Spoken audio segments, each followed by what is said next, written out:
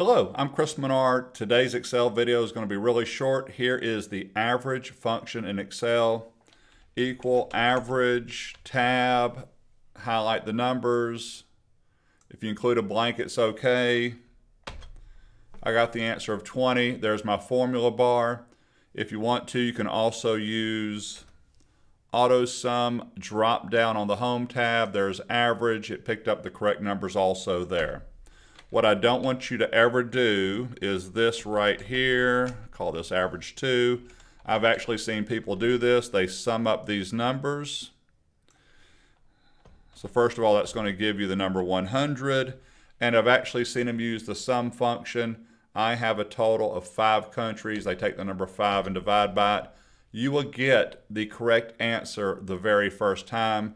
The issue is when you come in here and I'm going to insert a country. Germany is 50. One answer is correct. That is the average function. The other answer right below it is incorrect because it is still dividing by 5. So there is your average function. Thank you.